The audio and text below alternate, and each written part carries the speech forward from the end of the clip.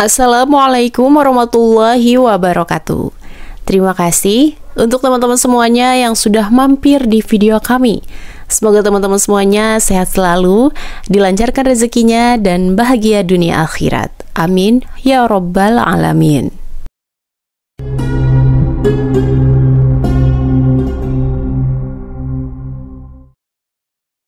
Wahai anak pamanku, saya menyukaimu karena kekerabatanmu, kemuliaanmu di tengah kaummu, amanahmu, bagusnya akhlakmu, dan kejujuran ucapanmu. Khadijah binti Khuwailid radhiyallahu anha. Profesi utama orang-orang Mekah pada masa jahiliyah adalah berdagang. Mereka sangat piawai dalam masalah ini karena perdagangan sudah mendarah daging dalam diri mereka dan menjadi aktivitas utama mereka. Mereka tidak hanya berdagang di pasar Mekah saja, tetap sampai keluar Mekah. Dan di antara pasar utama mereka adalah pasar di Yaman dan Syam. Perdagangan mereka teratur rapi. Ketika musim dingin, mereka berdagang ke Yaman, dan pada musim panas, mereka berdagang ke Syam. Dari dua ekspedisi dagang tersebut, mereka mendapatkan keuntungan melimpah dan mengumpulkan perabotan-perabotan mahal, emas, dan perak. Allah Azza wa Jalla telah melimpahkan kenikmatan besar kepada mereka dan mengarahkan mereka kepada jalan rezeki yang baik dan utama. Allah Azza wa Jalla berfirman, karena kebiasaan orang-orang Quraisy, yaitu kebiasaan mereka bepergian pada musim dingin dan musim panas, maka hendaklah mereka menyembah Tuhan pemilik rumah ini atau Ka'bah, yang telah memberi makanan kepada mereka untuk menghilangkan lapar dan mengamankan mereka dari ketakutan. Quran, Surat Quraisy ayat 1-4. Jika kaum lelaki terkenal dengan kepiawaian dalam berdagang, membuka pasar-pasar di Yaman, Syam, Irak, dan Persia, dan keberanian mereka dalam menempuh ekspedisi demi ekspedisi, maka kaum wanita tidak kalah dengan mereka. Kaum wanita turut serta dalam kepiawaian berdagang. Sebagai contoh, Asma binti Makhrabah, pemuka Bani Makhzum, adalah pedagang minyak wangi. Ia mengimpor minyak dari Yaman. Ia dinikahi Abu Rabi'ah al-Makhzumi. Darinya lahir dua anak mulia, yaitu Abdullah dan Iyasi.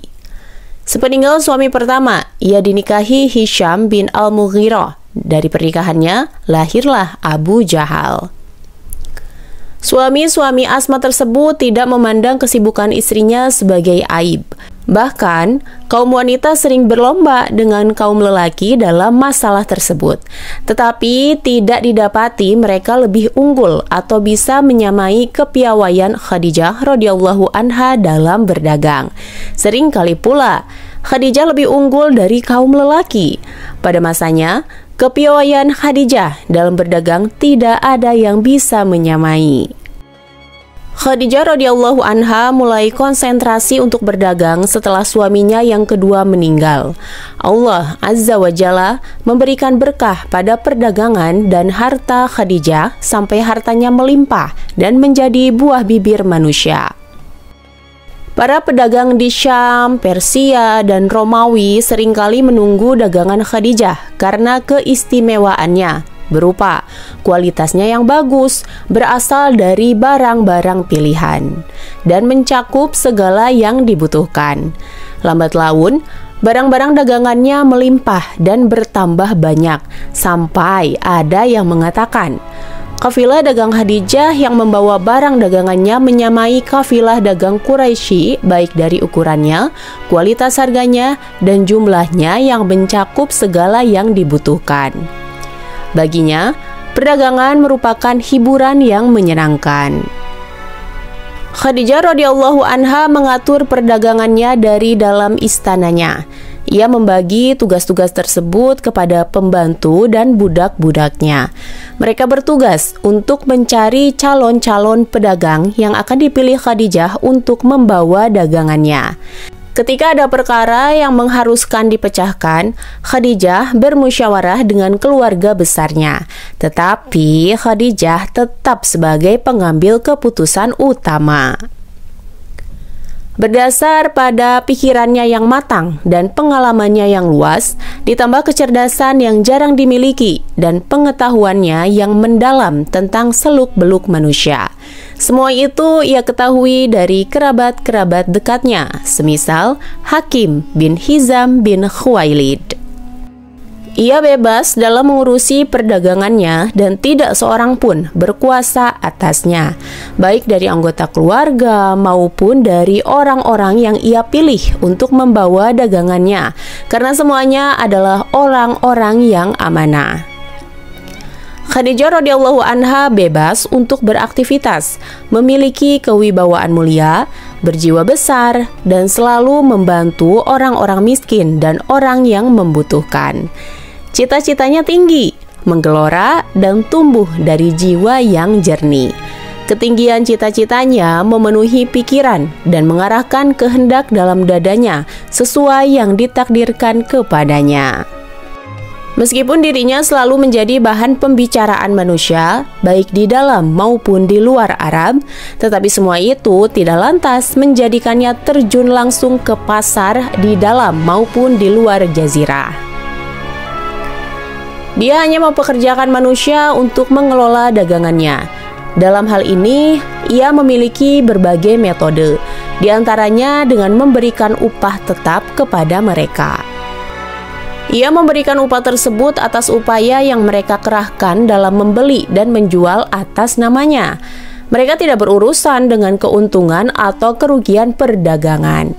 Bagian mereka hanyalah upah tetap yang tidak terkait dengan untung dan rugi. Upah yang mereka dapatkan berdasar jaminan keamanan yang mereka berikan atau pekerjaan mereka atau kedua-duanya. Metode yang lain adalah dengan mengikat akad dengan para pedagang yang akan mengelola hartanya. Keuntungan dibagi antara dia dan para pedagang dengan prosentase tertentu, seperti 1/4, 1/8, atau 1/6 dan semisalnya. Adapun kalau terjadi kerugian, maka hanya dirinya yang menanggung, karena pada asalnya dia yang memiliki harta tersebut. Akad ini disebut mudharabah atau qarad. Syekh Abu Zahrah berkata, tidak diragukan lagi bahwa kedua jenis akad tersebut membutuhkan amanah yang tinggi. Sayyidah Khadijah radhiyallahu anha memilih mereka berdasar amanah karena mereka dalam berdagang menjadi wakil Khadijah. Sedangkan Khadijah tidak bertemu dengan mereka kecuali ketika berangkat dan ketika pulang berdagang. Meskipun demikian, ia tetap mengirim pembantu yang memantau mereka, semisal Maisarah pembantunya. Nama Sayyidah Khadijah radhiyallahu anha sangat terkenal di telinga orang-orang Syam, Irak, Persia, dan Romawi, di mana barang-barang Khadijah sampai ke negeri-negeri tersebut. Ia terkenal dengan kemuliaan keluarganya dan penguasaannya terhadap berbagai perdagangan. Barang niaga Khadijah mencangkup minyak wangi, kain sutra, dan makanan pokok yang ia kirim ke Yaman, India, dan Persia. Kafilah dagangnya yang berjumlah ribuan onta mengangkut dagangan ke pasar-pasar di negeri tersebut dan diterima oleh pedagang-pedagang kaya di sana. Bahkan, Sayyidah Khadijah memiliki pegawai dari Romawi, Ghassan, Persia, Damaskus, Hirah, dan ibu kota Kisra. Perdagangan Khadijah radhiyallahu anha sangat diberkahi. Ia mendapat keuntungan melimpah dan kebaikan yang tidak terkira. Ruang tamunya selalu terbuka untuk orang-orang miskin, keluarga, kerabat, dan saudara-saudaranya yang membutuhkan bantuan. Ia juga lazim memberi makan orang-orang kelaparan, memberi pakaian fakir, dan berinfak kepada orang-orang jompo. Dengan itu semua, ia dicintai kerabat dekat dan mendapatkan kebaikan yang banyak dari mereka. Mereka juga mendengar nasihatnya, tentram jiwanya, dan menjadi ringan beban yang menimpa mereka. Kebanyakan yang menerima kebaikan-kebaikan Khadijah radhiyallahu anha adalah anak-anak paman dan sahabat-sahabatnya. Akibatnya, mereka biasa berkunjung ke rumahnya dan mendapatkan kebaikan yang banyak darinya. Mereka juga selalu menyertainya ketika berangkat dan pulang dari Ka'bah, berkumpul di sekelilingnya, meminta solusi dan pendapat darinya, dan menjadi tumpuan orang-orang yang kekurangan, seakan ia adalah ratu yang tidak bermahkota. Sejarawan menyebutkan bahwa terjadi cekcok antara wanita dari Bani Sulaim bernama Mawiyah dengan suaminya. Ceritanya, ia telah hamil dari hasil hubungannya dengan suaminya. Setiap kali ia bercerita kepada suaminya bahwa kemungkinan ia akan melahirkan anak perempuan, maka seketika itu suaminya marah-marah, menyakitinya, mengancam akan membunuhnya, dan mengubur hidup-hidup anak wanitanya. Cekcok antara keduanya semakin memanas ketika mereka berada di pasar Ukaz. Si istri menghindar, pergi dan mencari siapa yang akan melindunginya dari suaminya yang jahat. Orang-orang di pasar terlanjur tahu nasib istri yang malang tersebut dan apa yang telah diperbuat suaminya kepadanya. Mereka juga sangat mengenal siapa suami wanita ini. Dia adalah Adi bin Utsalah dari Bani Sulaim. Dia telah lama mengadu nasib di pasar tersebut. Orang-orang mendatanginya dan selalu mengingatkannya akan istrinya. Tetapi mereka takut dengan sifatnya yang mudah naik darah atau temperamen. Mereka sepakat untuk melawannya dan bersumpah tidak akan kembali sampai ia menyadari apa yang telah ia perbuat. Mereka paham bahwa suami ini telah bertindak zalim dan gegabah terhadap istrinya.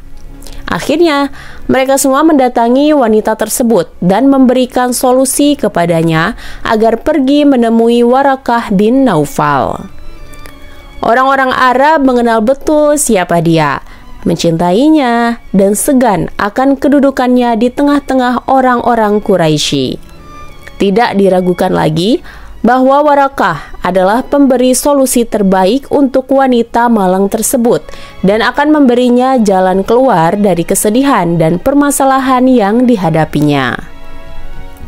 Kemudian mereka menolong wanita tersebut lalu memindahkannya ke tenda Quraisy dan meletakkan bayi wanitanya di tengah-tengah tenda. Adi bin Utsalah kemudian menyadari apa yang telah dialami istrinya, melihat anak perempuannya telah lahir. Maka akal sehatnya kembali dan ia sadar apa yang telah ia perbuat. Lantas, ia pergi kepada Warakah bin Naufal dan meminta maaf atas kezalimannya. Dengan memelas, ia menyampaikan kondisinya tentang kefakiran yang menimpanya dan kehidupannya yang sempit. Itulah sebab sebenarnya yang menjadikan dia kalap dan lupa diri. Nah, maka Warakah memberi solusi kepadanya dengan mengatakan, "Pergilah kamu, istrimu, dan anak-anakmu kepada putri pamanku, yaitu Khadijah binti Khuwailid. Ia adalah wanita yang baik hati dan lembut. Lebih dari itu, ia adalah wanita Quraisy yang terpandang, paling mulia di antara mereka, dan paling kaya. Jika kamu telah datang di rumahnya, sampaikan padanya bahwa saya disuruh anak pamanmu Warakah agar diperkenankan ikut serta bersama pegawai-pegawai yang Anda kirim ke Syam untuk berdagang." Nah, kemudian Adi melaksanakan nasihatnya, lantas pergi ke rumah Khadijah radhiyallahu anha bersama keluarganya dan mengutarakan permasalahannya. Khadijah menyambut mereka, memuliakannya, dan memberi pekerjaan yang cukup kepada Adi untuk menghidupi anak istrinya. Yang mengherankan, perdagangan Khadijah selalu beruntung, hartanya juga melimpah dan menjadi buah bibir di seluruh penjuru. Ia telah menguasai dunia, tetapi semua ini hanya lewat di hatinya yang jernih, jiwanya yang suci, dan batin yang hidup. Lewat dan hanya sekedar lewat saja. Ia tidak terpengaruh dengan banyaknya harta. Hati, jiwa, dan tangannya tidak dipergunakan kecuali apa yang diridhoi Allah Azza wa Jalla. Ia sama sekali tidak terpukau dan silau oleh banyaknya harta atau dikuasai oleh kekayaannya. Ia lebih disibukkan oleh perkara besar, Tidak pernah bersujud kepada berhala, bahkan jijik melihatnya. Seringkali karib kerabatnya menasehati agar ia meletakkan berhala di istananya atau patung-patung yang biasa disucikan penduduk Mekah. Ia hanya menjawab dengan senyuman kewibawaan. Ia sangat paham bahwa Tuhan-Tuhan tersebut tidak bisa memberi kebaikan atau mendatangkan keburukan. Bahkan, seringkali ia menasehati putra pamannya, yaitu Hakim bin Hizam, agar meninggalkan berhala-berhala tersebut. Ia juga menasehati agar infak dan sedekahnya yang diberikan kepada fakir dan orang-orang yang membutuhkan hanya untuk takarub kepada Rob semesta alam. Ia bergembira, tenang jiwanya, dan sejuk hatinya mendengar lantunan ayat-ayat suci yang dibacakan putra pamannya, yaitu Warakah. Ketajaman pikiran, kejernihan hati, dan keteguhan imannya mampu meresapi makna ayat-ayat yang dibacakan. Seringkali, ketika ia tersibukkan oleh pekerjaan, ia dilanda kerinduan yang mendalam terhadap bacaan Taurat dan Injil yang dilantunkan anak pamannya. Rindu terhadap pesan-pesan yang terkandung di dalamnya.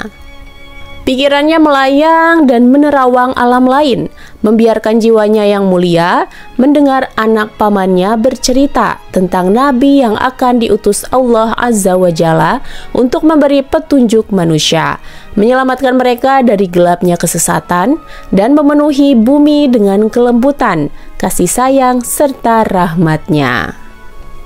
Tetapi semua itu tidak akan terjadi kecuali setelah melalui perjuangan panjang, pengorbanan tiada habis, penyiksaan, permusuhan, dan pengusiran oleh kaumnya dari negerinya.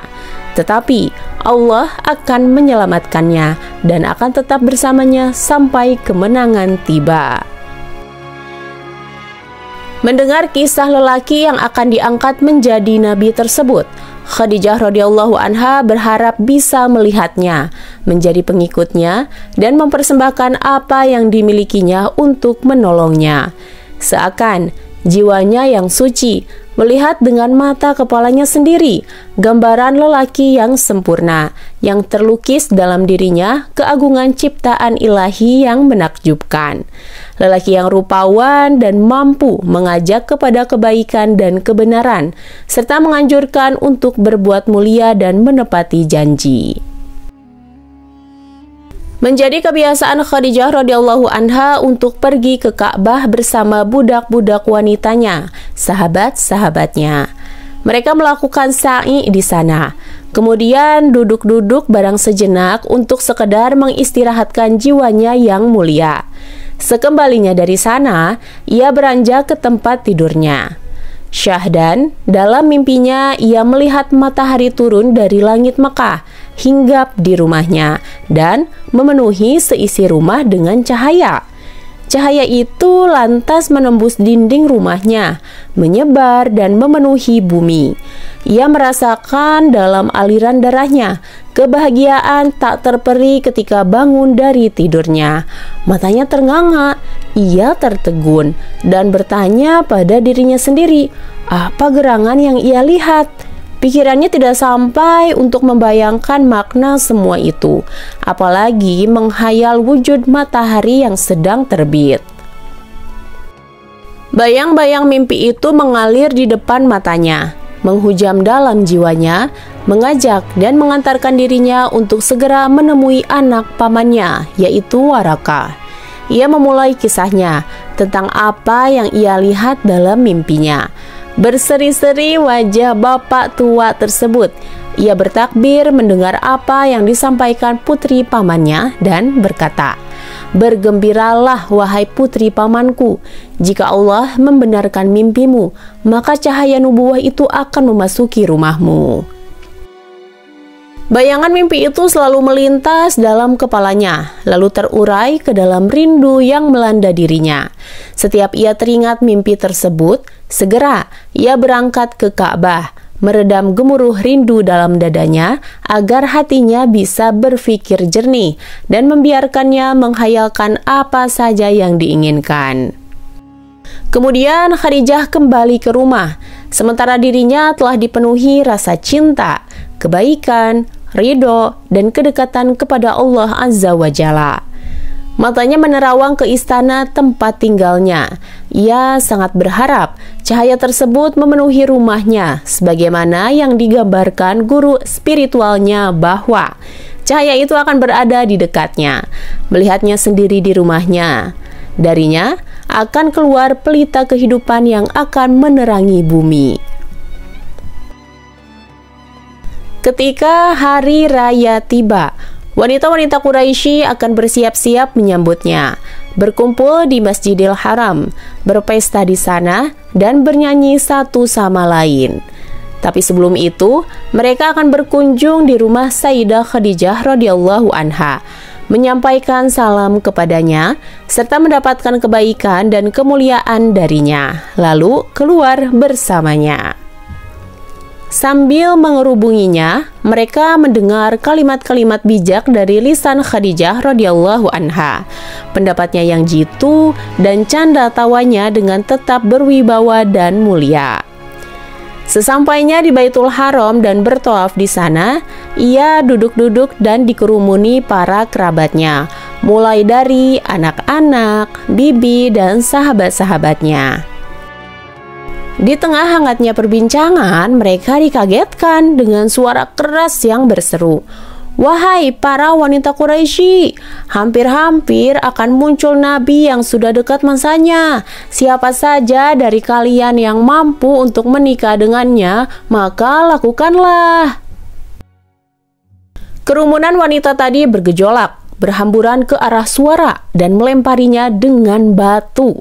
Mereka menghujat lelaki tadi dan mengata-ngatainya dengan suara keras.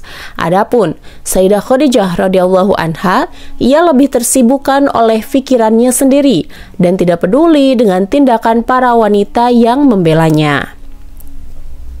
Sambil memejamkan matanya, bayangan mimpi itu kembali mengalir deras dalam pikirannya tentang matahari yang masuk rumahnya dan memenuhi dunia dengan cahaya, tentang tafsir mimpi yang disampaikan pamannya, dan apa yang barusan disampaikan lelaki Yahudi tadi.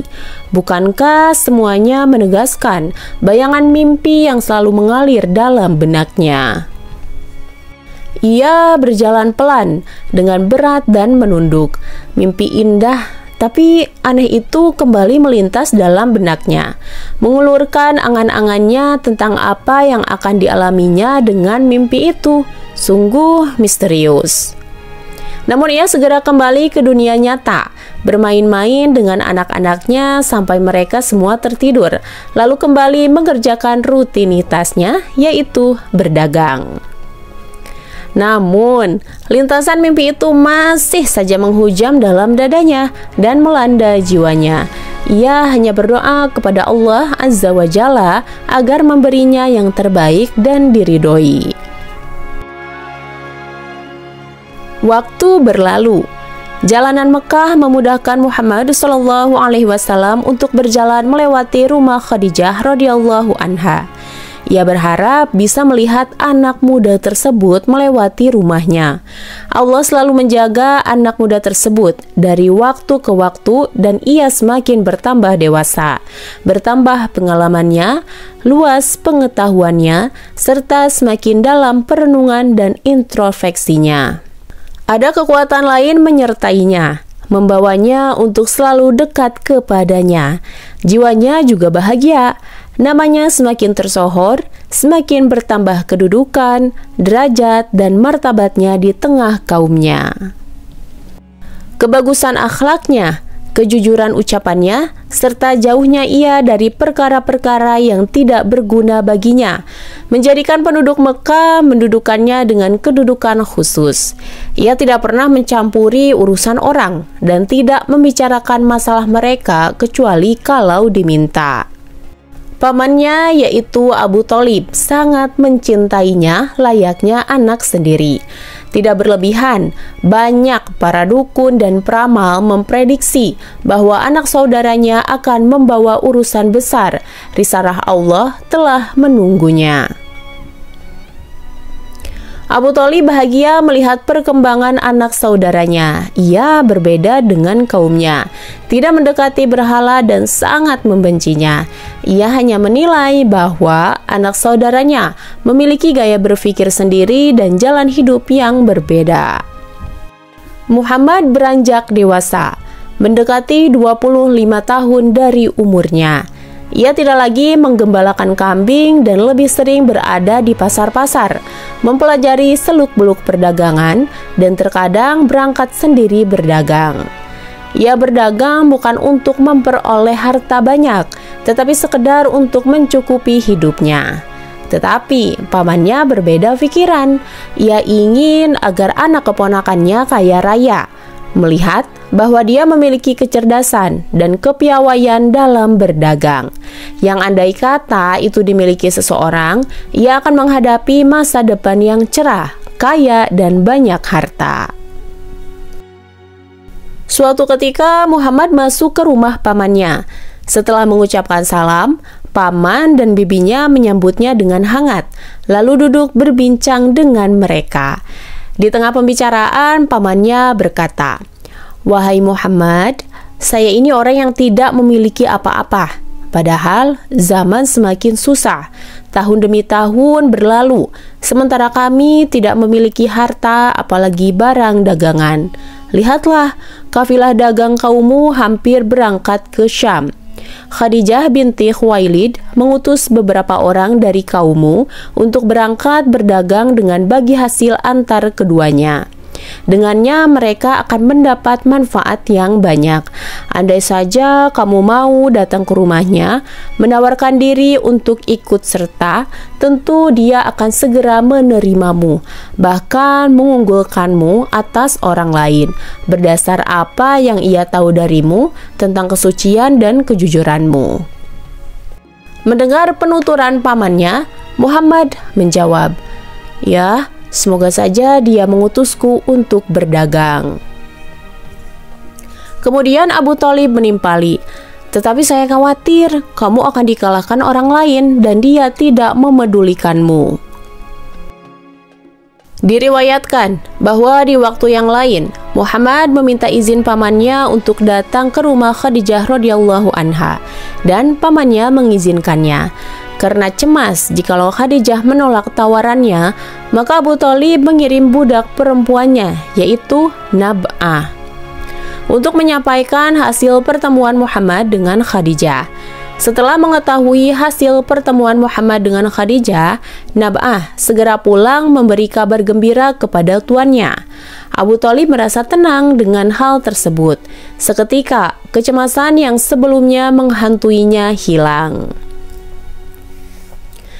Dalam riwayat yang lain juga disebutkan bahwa Atikah binti Abdul Muthalib, kakak perempuan Abu Thalib atau bibi Muhammad, yang saat itu hadir di rumah Abu Thalib dan mendengar obrolan Abu Thalib dengan anak saudaranya, juga antara Abu Thalib dengan budaknya, Nab'ah ingin berangkat sendiri ke rumah Khadijah radhiyallahu anha. Dan tidak aneh jika Atikah berangkat ke rumahnya, karena hubungan keduanya sangat erat. Mengingat Atikah adalah saudari Safiyah, istri dari Al-Awwam bin Khuwailid, saudara Khadijah. Sesampainya di sana, ia mengabarkan tentang apa yang dibicarakan Muhammad dan pamannya, yaitu Abu Thalib. Belum selesai Atikah berbicara, tampak rasa empati Khadijah dan berharap mengapa ia tidak bilang dari dulu, lalu berkata, "Saya tidak mengetahui kalau dia menginginkannya." Dari sini Muhammad telah mengambil bagian tersendiri dalam kehidupan Khadijah radhiyallahu anha. Terkadang Khadijah melihatnya di rumah bibinya, Safiyah binti Abdul Muthalib. Lain waktu, ia mendengar sejarah hidupnya dibicarakan orang-orang dalam pertemuan mereka. Bisa jadi sejarah hidup Muhammad tersebut yang menjadi sebab Khadijah menaruh hati padanya. Meskipun tidak ada dalil-dalil yang memperkuat dugaan tersebut, namun banyak dalil-dalil lain yang menunjukkan bahwa Khadijah mengetahui banyak tentang kepribadiannya, tentang kesempurnaan kepribadiannya, akhlaknya, dan sifat-sifatnya.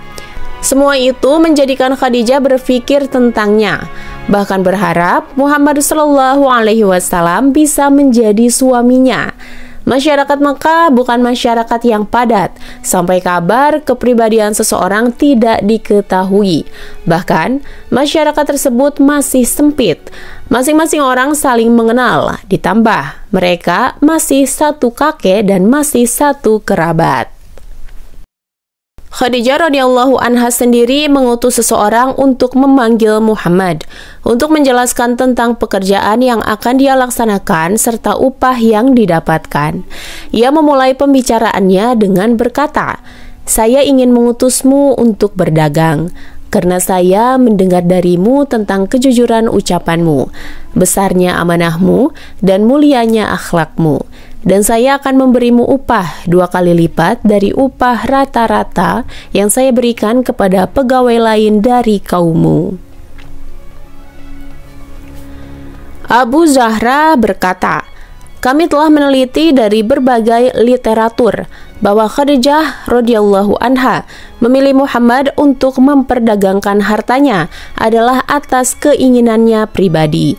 Karena pilihannya, ia memberi upah berlipat kepada Muhammad melebihi upah rata-rata yang diberikan kepada selainnya. Tetapi, mengapa ia rela melipatkannya?" Jawabannya adalah sudah menjadi prinsip lama Khadijah radhiyallahu anha bahwa perdagangan akan mendapatkan keuntungan berlipat dengan tingginya amanah. Selain karena semangat Muhammad untuk berdagang, meskipun bisa saja ada faktor lain mengapa ia memberikan perlakuan yang berbeda kepada Muhammad, faktor yang ia sembunyikan dan tidak ditampakkan setelah itu. Usai Muhammad menyelesaikan urusannya dengan Khadijah radhiyallahu anha, ia menuju rumah pamannya untuk mengabarkan hasil pertemuannya kepada pamannya. Mendengar kabar tersebut, pamannya menafsirkan itu semua sambil menyemangati anak pamannya dengan berkata, "Rezeki yang kamu terima ini sengaja Allah kirim untukmu." Muhammad bersiap memulai pekerjaan baru, menjadi manajer perdagangan milik Khadijah radhiyallahu anha. Kesepakatan antara dia dengan Khadijah adalah bahwa dia akan berdagang 2 ekspedisi dengan 2 onta. Ekspedisi pertama dimulai berdagang menuju pasar Habasyah atau Ethiopia. Para pekerja menyiapkan dagangan yang diletakkan di atas punggung onta. Khadijah menyangka bahwa Muhammad akan duduk di tempat yang disiapkan untuknya, lantas membiarkan pekerja yang menyelesaikan pekerjaan mereka. Tetapi dugaannya salah. Muhammad ikut serta bekerja, memandu menata dagangan, bahkan turun tangan mengangkat dan meletakkan dagangan pada tempatnya, sambil sesekali membantu bekerja dan memberi semangat mereka. Lalu meletakkan semua dagangan di atas punggung onta dan mengikatnya. Sungguh, suatu pemandangan menakjubkan bagi seorang lelaki seperti beliau. Rajin bekerja, kuat mengangkat beban yang tidak mampu diangkat orang sepertinya, dan ikut serta bekerja, baik berat atau ringan. Khadijah radhiyallahu anha melihatnya sendiri dari dekat. Hatinya dipenuhi kegembiraan dan sukacita. Muhammad menjadi orang dekatnya, bahkan ia menjadi asisten di antara asistennya. Ia seorang yang berakhlak luhur dan bernasab mulia. Bayang-bayang mimpi itu kembali datang, mengajaknya untuk kembali mengingat gambaran Nabi yang dibicarakan dalam kitab-kitab suci, sementara Muhammad berada di depannya. Terkesima, ia bertanya-tanya dalam hatinya, mengapa bukan Muhammad saja yang menjadi nabi yang ditunggu-tunggu? Apakah ada orang yang setara dengan akhlak dan kebiasaannya? Ia tidak suka berpesta dan berhibur bersama pemuda-pemuda semisalnya, atau duduk-duduk bersama pembesar-pembesar kaumnya dan menjilat mereka. Ia juga tidak menyembah berhala atau mengagungkan mereka. Tetapi kapan dan di mana nabi itu akan diutus? Lamunannya terputus. Ketika suara gaduh kafilah dagang hendak berangkat, Khadijah tetap menatap keberangkatan kafilah tersebut sampai hilang dari pandangan. Mereka akan menuju Tihamah, pasar Habasyah, dan menginap di sana. Tihamah adalah pasar besar di antara pasar-pasar pada masa jahiliyah. Umurnya hanya 8 hari dalam setahun. Nah, di sana Muhammad menjual dagangannya. Juga tidak lupa membeli barang-barang yang diperkirakan akan menghasilkan untung. Setelah pasar 8 hari di pasar Tihamah usai, Muhammad kembali ke Mekah bersama Maisarah. Heran bercampur takjub melanda Maisarah. Dengan mata kepala sendiri ia melihat bagaimana akhlak Muhammad, kejujuran, dan keuntungan yang dihasilkannya. Ia bercepat-cepat menuju majikannya, mengabarkan kepadanya, dan menggambarkan pemandangan yang ia lihat tentang lelaki mulia ini. Al-Laits berkata, Khadijah mempekerjakannya dengan satu kafilah bersama budaknya, Maisarah. Ketika pulang dari berdagang, Maisarah melihat keberkahan, akhlak, dan keuntungan yang melimpah yang dihasilkan Muhammad. Itu semua menambah kecintaannya dan kegembiraan bersamanya. Maka cepat-cepat ia menemui majikannya, menceritakan betapa banyak keuntungan yang dihasilkan, juga apa yang ia lihat dari Muhammad. Di mana dia? Kata Khadijah. Maisarah menunjukkan kepadanya. Takjub. Ia melihat awan yang menaungi Muhammad dan berjalan bersamanya. Setelah tiba, Khadijah radhiyallahu anha langsung memberinya mandat baru untuk berdagang lagi dengan kafilah yang lain. Khadijah merasakan kegembiraan mendalam atas karunia Allah Azza wa Jalla kepadanya. Pengiriman Muhammad untuk berdagang ke Habasyah tidak lain adalah untuk mengetahui kepiawaiannya berdagang, kecerdasan, dan untuk mengetahui lebih dalam keajaiban demi keajaiban dari lelaki yang belum pernah ia dengar lelaki semisal sebelum ini. Ekspedisi pertama selesai. Khadijah radhiyallahu anha memberi Muhammad mandat baru, yaitu ekspedisi keluar Jazirah Arab, yaitu Syam. Dalam ekspedisi kali ini, para pedagang Mekah menyiapkan dagangan yang besar. Mereka membawa dagangan apa saja yang bisa menghasilkan keuntungan melimpah dan harta banyak. Mereka mengetahui bahwa barang-barang apa saja yang dibutuhkan di negeri Syam. Saya tidak tahu apakah upah yang disepakati sebagaimana sebelumnya, atau ia akan memberikannya upah lebih tinggi dari pegawai lain selama ia mendapatkan keuntungan banyak dan kepercayaan tinggi. Menjadi kebiasaan pedagang-pedagang Mekah, ketika selesai menyiapkan dagangan, mereka akan ditemui para sesepuh Mekah. Para sesepuh akan memberi wejangan kepada mereka.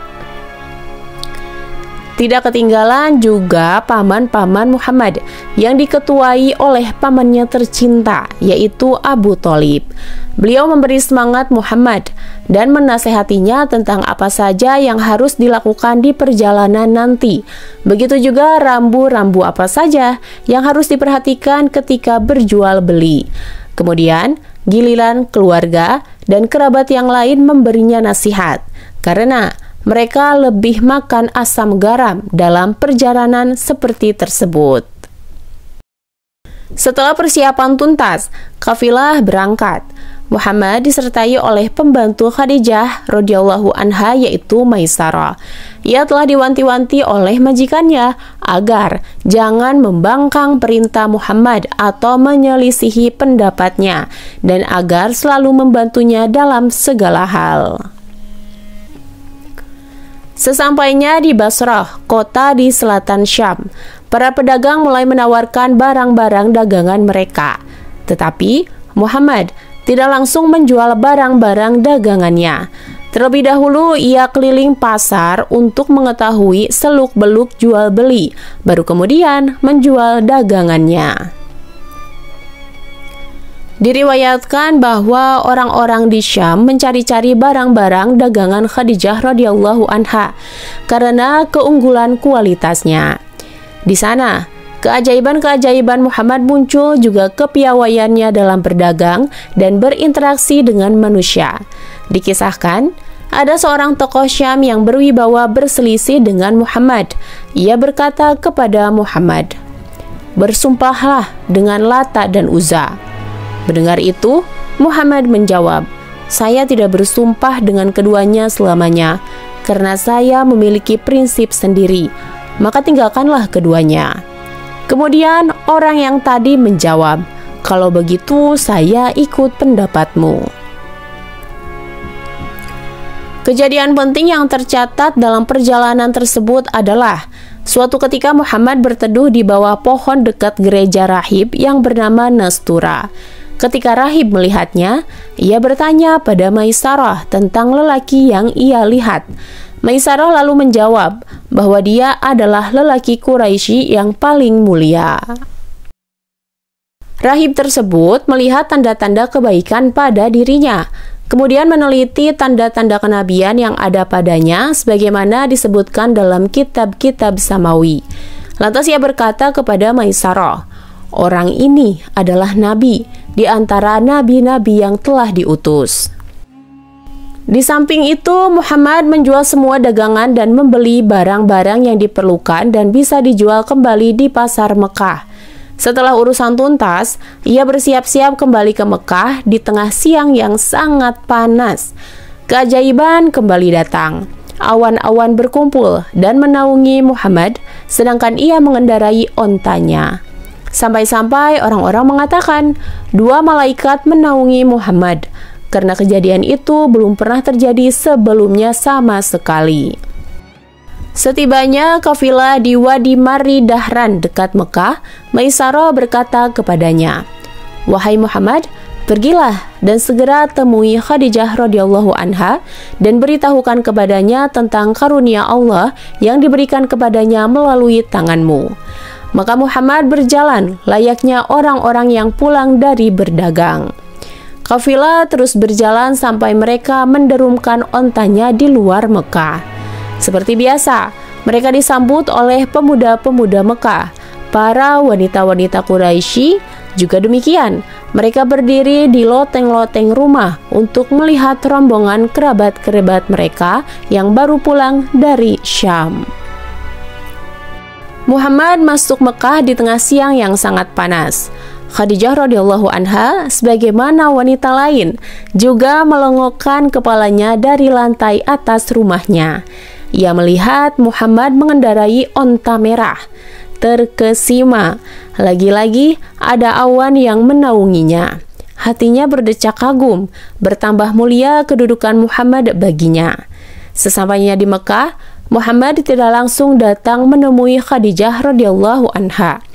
Terlebih dahulu, ia pergi ke Ka'bah dan bertawaf di sana 7 kali, berdoa kepada Allah dan memujinya atas perjalanan yang penuh berkah tersebut. Kemudian ia pergi menemui Khadijah, memberitahukan hasil-hasil perdagangan, serta besarnya karunia Allah Azza wa Jalla yang ia dapatkan, seperti keuntungan yang melimpah dan keberkahan perdagangannya. Khadijah radhiyallahu anha bahagia dengan semua kabar tersebut. Hatinya dipenuhi kegembiraan dan ketenangan. Lalu ia memberi Muhammad upah yang berlipat melebihi kesepakatan di awal. Maisarah, sebagaimana biasanya, dengan menyemburatkan wajah berseri, segera menemui majikannya yaitu Khadijah. Seakan menjadi selalu, ia berkisah tentang perjalanan yang berbarokah, tentang pemandangan ajaib yang belum pernah ia lihat, tentang penuturan Rahib Busra bahwa ia melihat tanda-tanda kenabian pada diri Muhammad, juga awan yang menaunginya, serta kepiawaiannya berdagang, akhlaknya, dan sifatnya. Khadijah radhiyallahu anha ternganga dengan kisah yang disampaikan budaknya. Bergegas ia pergi ke rumah putra pamannya, Warakah bin Naufal, mengabarkan apa yang ia dengar dari Maisarah. Khadijah terus bercerita dan bercerita, sementara Warakah terperanjat, merasakan kegembiraan dan rasa kagum yang tidak terperi. Lalu ia memberitahu Khadijah tentang apa yang ia baca dari Alkitab, bahwa Allah akan mengutus nabi terakhir kepada seluruh manusia berasal dari keturunan Ismail, akan muncul di sekitar Baitul Haram, dan tanda-tanda kemunculannya sudah terlihat. Waraqah berhenti sejenak, berpikir mendalam, lalu berkata, "Wahai Khadijah, kalau ini semua benar, maka sungguh Muhammad adalah nabi umat ini, dan saya tahu bahwa akan muncul nabi dari umat ini, dan inilah saatnya." Dengan terbata-bata, Waraqah menyampaikan dan terus menyampaikan. Ucapannya terabadikan dalam sebuah syair berikut. Hatiku bergemuruh, merintih dengan perihnya, karena lamanya kegelisahan dan kerasnya tangisan, ditambah gambaran yang kamu sampaikan, wahai Khadijah, tentang dirinya. Sungguh, telah lama saya menanti kehadirannya. Di 2 lembah Mekah saya menanti kehadirannya. Penyampaianmu menambah kerinduanku untuk melihatnya, juga berita yang disampaikan para rahib tentangnya, serta para pendeta yang saya hampir tidak mempercayainya. Berita bahwa Muhammad akan berkuasa suatu hari dan akan menghadapi permusuhan dari orang yang membencinya. Negeri-negeri ini akan dipenuhi cahaya, menjadikan daratannya berguncang dengan kuatnya. Cahaya itu akan menimpakan kerugian bagi yang memeranginya dan mendatangkan kemenangan bagi yang menerimanya. Andai kata saya bersamamu ketika itu, menyaksikan kedatanganmu, dan aku akan menjadi orang pertama yang menolongmu. Belum bisa dipastikan apakah syair tersebut dari Waraqah atau orang lain. Yang pasti, syair tersebut menggambarkan kondisi betapa gelisahnya mereka yang mengharap kedatangan Nabi. Setiap mendengar tanda-tandanya, mereka gelisah, berhenti lalu membicarakan tanda-tanda tersebut. Tidak diragukan bahwa keadaan tersebut disebabkan karena memang sudah dekat dengan masa diutusnya Nabi untuk menyelamatkan manusia dari kesesatan dan kerusakan. Kabar tentang Muhammad telah menyibukkan Khadijah radhiyallahu anha. Ia berharap hubungan perdagangan tersebut akan terus terjalin. Bahkan ia berharap hubungan yang lebih erat dan bukan sekedar itu saja. Hubungan perdagangan tentu tidak cukup untuk mempererat hubungan mereka. Ia ingin jalinan hubungan lebih erat agar bisa ikut serta membantunya menghadapi rintangan dan ujian yang akan ia hadapi. Lalu ia berpikir untuk menjalin hubungan yang lebih kuat, lebih luas, dan lebih sempurna. Namun semua itu tidak akan tercapai kecuali jika Muhammad selalu bersamanya, dan tidak akan bisa kecuali dengan hubungan pernikahan. Lalu, apakah ia mampu mewujudkan harapannya? Teman-teman, pembahasan inilah yang akan kita bahas pada pembahasan berikutnya. Selamat menanti. Wallahu a'lam bishawab. Demikianlah dari kami. Semoga bisa bermanfaat dan menjadi berkah bagi kita semua. Amin ya rabbal alamin. Wassalamualaikum warahmatullahi wabarakatuh.